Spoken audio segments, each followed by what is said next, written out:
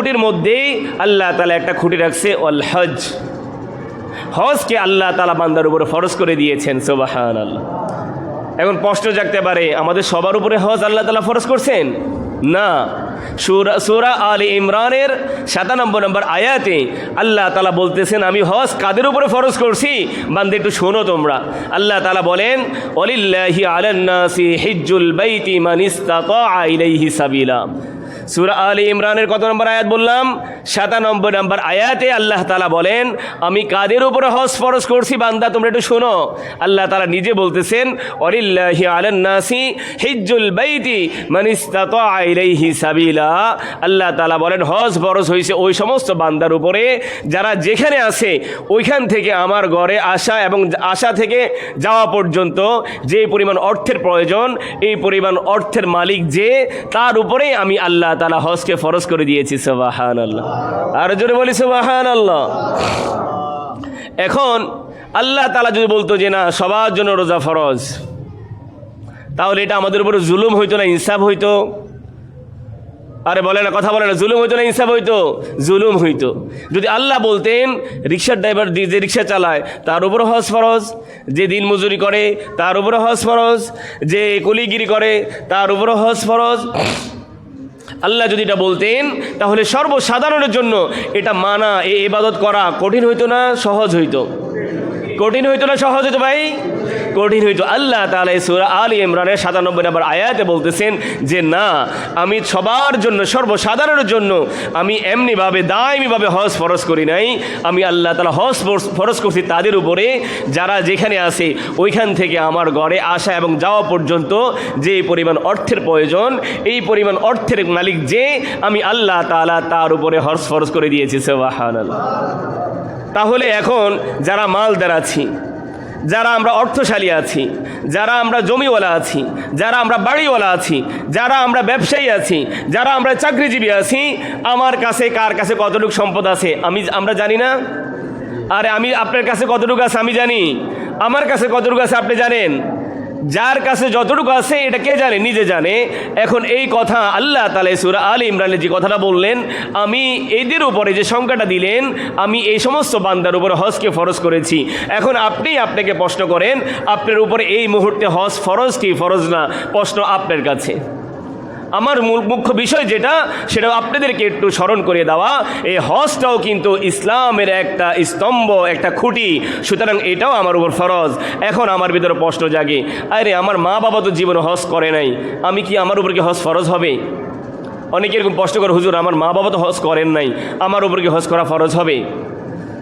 ওনারা মেনে রাখছে হয়তো মা বাবা যদি করে নাই হয়তো আমারও নাও করতে হইতে পারে।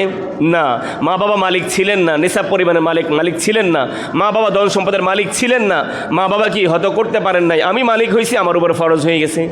কিংবা মা বাবা চিন্তা করছে ছেলের জায়গা দিয়ে যাব, ছেলের বাড়ি দিয়ে যাব, ছেলের ব্যাংক দিয়ে যাব, ব্যালেন্স দিয়ে যাব, সামনে করব সামনে করব সামনে করব, করতে করতে করতে আল্লাহ কয় তোরা সামনে আর করা লাগবো না, আয় আমার কাছে চলে আয়, আল্লাহ নিয়ে গেছে।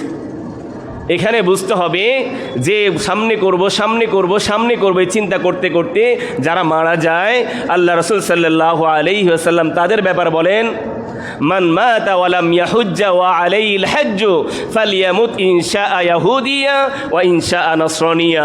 ঈমানের আওয়াজে বলি নাউযুবিল্লাহ, দিল থেকে বলি নাউযুবিল্লাহ। আমরা যারা বলি সামনে করব, এই বছর না সামনের বছর করব, এখন না পরে করব, ছেলেটাকে বিয়ে করাই নেই, মেয়েটাকে বিয়ে দিয়ে দিই, মেয়েটাকে বিয়ে দাও তো ফরজ, মেয়েটাকে বিয়ে না দিয়ে হজে কেমনে যাই? মেয়েটাকে বিয়ে দেওয়া ছাড়া আমরা নামাজ পড়ি না? আরে কথা বলে না, পড়ি কি না? মেয়েটাকে বিয়ে দেওয়া ছাড়া চাকরি করি না, ব্যবসা করি না?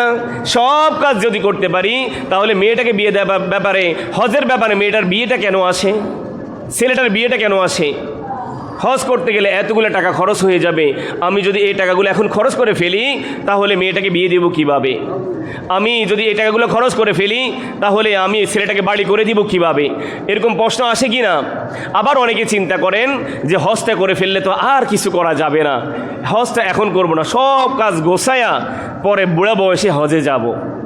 এখন যারা হজে গেছেন, আলহামদুলিল্লাহ অনেকে আছেন যারা হজে গেছেন, ওনারা জানেন হজটা কি বুড়া বয়সের ইবাদত না হজটা জোয়ান বয়সের ইবাদত। গেলে টের পাইবেন, গেলে কি টের পাইবেন। এখন আমি ওটা বলা উদ্দেশ্য না। হজটা হইল যৌবন বয়সের ইবাদত। আপনি সাইটা যে করতে হবে আপনি পারবেন, তাওয়াবটা যে করতে হবে পারবেন, এত সোজা। সাফা মারওয়া যাইতে হবে পারবেন, এত সোজা। এখন মনে করতেছেন যে বৃদ্ধ বয়স হইলে আমি তখন যাব। ভাই, হজটা বৃদ্ধ বয়সের ইবাদত নয়, হজটা হইল যৌবন বয়সের ইবাদত। আমি মনে করি হজ করতে গেলে এতগুলো টাকা খরচ হয়ে যাবে, আমি এই বছরটাকে আমার ব্যবসাটাকে আরটু সাজায় নিই, এই ব্যবসা আরটু করে কিছু মুনাফা অর্জন করে আরটু ব্যাংক ব্যালেন্স বাড়ায়া সামনের বছর ইনশাল্লাহ কি আমি হজে যাব। আচ্ছা বলেন তো, সামনের বছর পর্যন্ত বাঁচবো কে বলতে পারবে? কারো গ্যারান্টি আছে? এই জন্য আল্লাহ রসুল সাল্লাল্লাহু আলাইহি সাল্লাম বলেন, মান মাতা ওয়া লাম ইয়াহুজ্জা ওয়া আলাইহিল হজ্জু ফালিয়ামুত ইনশা ইয়াহুদিয়া ওয়া ইনশা নাসরানিয়া। এই সামনে করতেছি, সামনে করব, এই বলতে বলতে যার ওফাত হয়ে যায়, যার মৃত্যু হয়ে যায়, আল্লাহ রসুল বলেন সে চাই ইহুদি হয়ে মারা যাক, চাই নাসারা হয়ে মারা যাক, আমি মুহাম্মদ সাল্লাল্লাহু আলাইহি সাল্লামে তাতে কোনো পরোয়া নাই, বলি নাউজুবিল্লাহ। যে রাসূল তাইফের ময়দানে রক্ত জড়াইছেন, উহুদের ময়দানে দান শহীদ করছেন, উম্মতি উম্মতি উম্মতি বলে জীবন পার করছেন, এক বেলা খাবার খাইলে পরের বেলার কোনো ব্যবস্থা ছিল না, সে উম্মতের ফিকির করছেন। আর সে রাসূলের জবান দিয়ে বের হয় যে সামনে করব, হজটা সামনে করব করতে সে মারা গেল।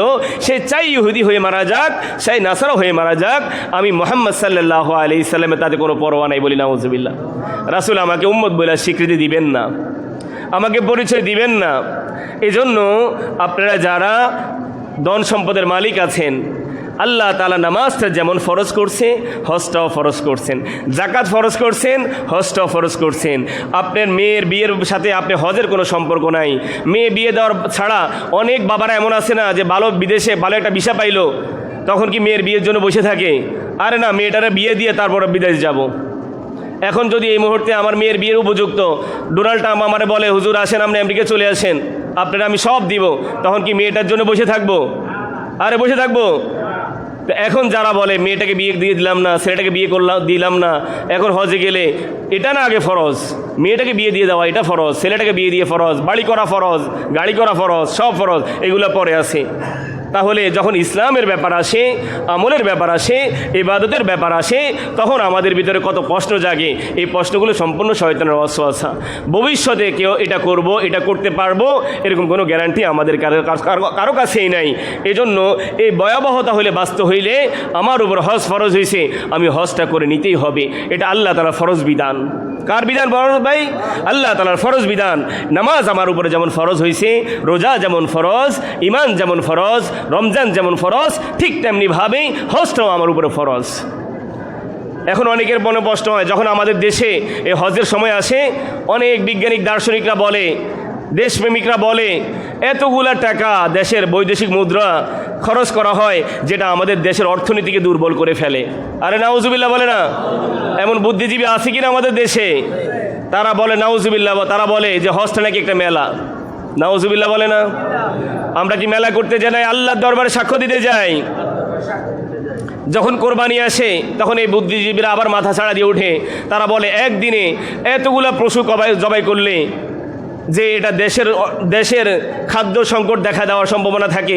যদি এগুলো পুরো বছর এগুলো যে গরুগুলো যদি জবা হইতো, পশুগুলো জবা হইতো, এগুলো মানুষের স্বাস্থ্য সুরক্ষার জন্য, পুষ্টি যোগানোর জন্য একটা সহযোগী হইতো, বলি নাউজুবিল্লাহ।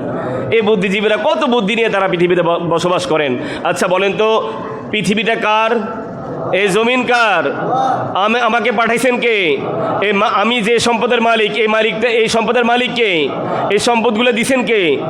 আল্লাহ দেওয়া জান, আল্লাহ দেওয়া মাল, আল্লাহ দেওয়া সব কিছু আমি আমার রবের জন্য ব্যয় করব। কারো কাছে প্রশ্নের সম্মুখীন হওয়ার কোনো সুযোগ আছে? কারো প্রশ্নের কোনো তাওয়াক্কুফ আমরা করি না। ও বন্ধু, এই জন্য এই বুদ্ধিজীবীদের কাজ কি? আর বৈশা বুদ্ধি প্রকাশ করা, আর মানুষকে ঈমান হারা করা, মানুষকে ইবাদত থেকে দূরে সরানো, এটাই তাদের কাজ। আমরা তো খুশি করব একজনকে, তিনি কে? আর ঈমানের আওয়াজ বলেন, তিনি কে? বিধান দিয়েছেন আল্লাহ হজের, আমি আমার রবের সন্তুষ্টির জন্য করব। বিধান দিয়েছেন কোরবানির, আমার রবের জন্য আমি কোরবানি করব। কে খুশি হইল কি হইল না সেটা আমার দেখার বিষয় নাই। বন্ধু, এই জন্য রাসূল সাল্লাল্লাহু আলাইহি সাল্লাম বলেন, ও আমার উম্মত, তোমরা মনে করতেছো তোমরা হজ ওমরা করলে তোমাদের সম্পদগুলো কমে যাবে। শুনো শুনো শুনো, তাবিউ বাইনাল হজ্জি ওয়াল উমরাতি ফাইন্নাহুমা ইয়ানফিয়ানিল ফাকর ওয়াজ যুনুব। ও আমার উম্মত শুনো, তোমরা যদি আল্লাহ তাআলা সন্তুষ্টির জন্য তোমরা যদি হজ এবং উমরা করো, তো আল্লাহ তাআলা তোমাদের গুনাহগুলো মাফ করে দিবেন এবং তোমাদের রিজিকের মধ্যে বরকত দিয়ে দিবেন। সুবহানাল্লাহ।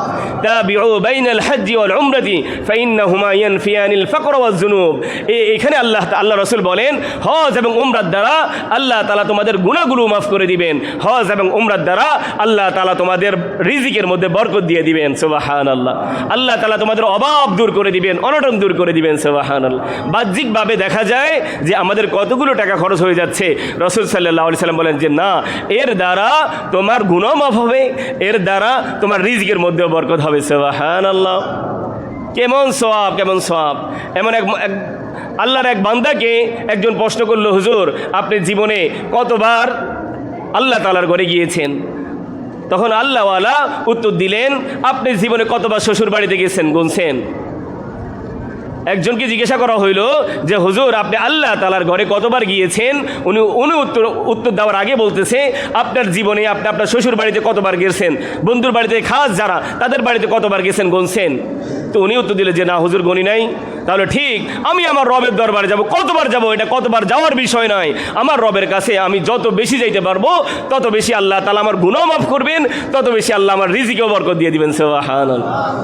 এজন্য যারা এই নিয়ত করেন যে আমি আমার জীবনে আমি প্রত্যেক বছরে আল্লাহ তাআলার ঘরে যাব, আমার রবের কাছে সাক্ষ্য দিব, আমার রবের দরবারে হাজিরা দিব, রাসূলের রওজায় গিয়ে সালাম দিব, আল্লাহ তাআলা তাদের প্রত্যেক বছরে যাওয়া আসা সহজ করে দেন। সুবহানাল্লাহ। এই জন্য রাসূল সাল্লাল্লাহু আলাইহি সাল্লাম অন্য হাদিসে বলেন, মান হাজ্জা লিল্লাহ ফালাম ইয়ারফুস ওয়া লাম ইয়াফসুক রাজআ কা ইয়াউমি ওয়ালাদাতহু উম্মুহু। এখানে আল্লাহ রাসূল সাল্লাল্লাহু আলাইহি সাল্লাম এই হাদিসে বলেন, যে ব্যক্তি আল্লাহ সন্তুষ্টির জন্য হজ করবে, আল্লাহ তাআলা তার হজকে কবুল করে তাকে এমনভাবে পাঠাবেন মনে হইল সে মাত্র মায়ের গর্ভ থেকে জমিনে আসছে। সুবহানাল্লাহ। অর্থাৎ মায়ের গর্ভ থেকে যখন আমরা পৃথিবীতে আসছি, আমার কোনো গুনাহ ছিল? আমাদের কোনো গুনাহ ছিল? কোনো গুনাহ ছিল না। আল্লাহ রাসূল সাল্লাল্লাহু আলাইহি সাল্লাম বলেন, যে ব্যক্তি আল্লাহ সন্তুষ্টির জন্য আল্লাহর ঘরে আসবে, আল্লাহ তাআলা এমনভাবে তার গুনাহগুলো মাফ করে দিবেন মনে হইল সে মাত্র পৃথিবীতে আসছে। সুবহানাল্লাহ। এই ফজিলতগুলো যখন আমরা শুনলাম, ও বন্ধু এই ফজিলতের দিকে তাকাইলেও তো যার উপর হজ ফরজ না সে তো আল্লাহর ঘরে এমনি হজ করতে যাওয়ার কথা।